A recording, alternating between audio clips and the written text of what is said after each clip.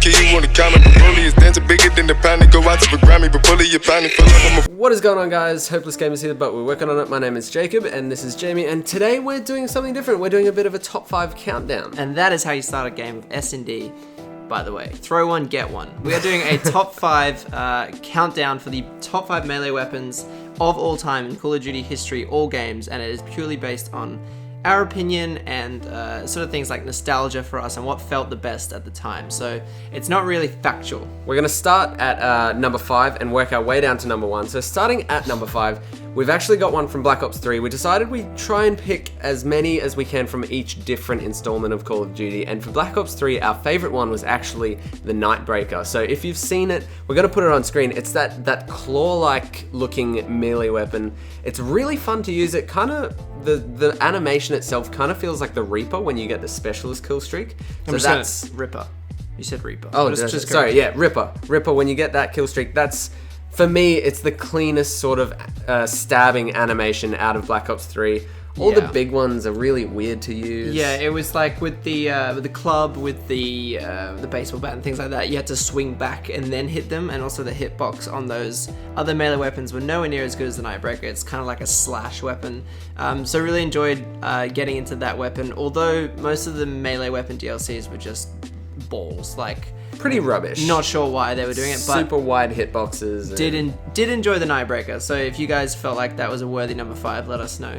The next one, we're going to move on to the ballistic knife in Black Ops 2, and an honorable mention to the Black Ops 1 ballistic knife.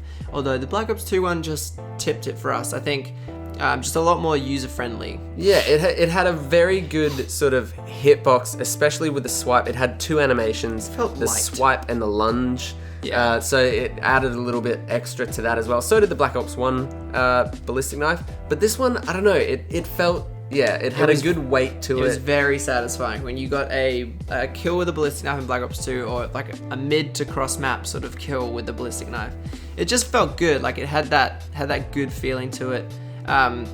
These are purely based on like what felt good at the time and what we enjoyed playing with. Like whether it was like a better weapon than the Black Ops 1 one, not really sure, but definitely enjoyed the Black Ops 2 ballistic knife. We actually got some really good montage clips using it. Yeah, we're also sort of basing it on how good the weapon was in comparison to the other weapons in that individual game. So we're not saying that the Black Ops 1 or the Black Ops 2 ballistic knife was better. We're saying that the ballistic knife in Black Ops 2 was better against the weapons in Black Ops 2, if that makes any sense in the way I just put it. A little bit. I understand what you mean. Moving on to number 3, we've got the Ghosts throwing knife. So if you played Ghost when it first came out, it wasn't the game for everyone. Everyone was sort of kind of fed up. If you're a bank shotter, it was very hard to bank shot. It was a very slim. You had to do very skim line bank shots. Because it would stick to the wall. It would stick into the wall at a very acute angle, and it was frustrating to begin with. But as you got used to it, it got so satisfying. Yeah. And it was one of the quickest throwing melee weapons that I think has happened in a Call of Duty. Yeah. It's very quick to release, very easy to aim, very clean reticle as well. That's a huge thing, is with any of the Infinity Ward games, the reticles for the throwing weapons were always so clean. It's just a single crosshair. Yeah, they were very nice to use. Whereas, like, you've got the combat axes clunky. have like a weird box in the middle of them, and it was a weird crosshair. So that's why we put the throwing knife at number 3. Really fun to use. Going for feeds. Feeds was the easiest in Ghosts. Yes, it was a really, and you gotta be hurting with that kill. Jacob was gonna go flawless in this gameplay, but then he got done by 8-0 at that point. Done by reject. The next one is probably the best combat tack knife of all time. You guessed it, Modern Warfare 2 with the combat knife, or was it just the tack knife? The tack knife, and especially using the Commando Pro perk, which made you lunge about 2 meters. Everyone knows that was like that was like fun. the grenade launcher of melee weapons. Yeah. You could just lunge from so far away. That was exactly like having. Actually, it was better than the Ripper in Black Ops 3. You actually lunge further with the Commando Ripper. Pro. Yeah, the Ripper doesn't even come close to it. So that was definitely up there. I'd put that at number 1, non-throwable. Yeah, for sure. But definitely number 2.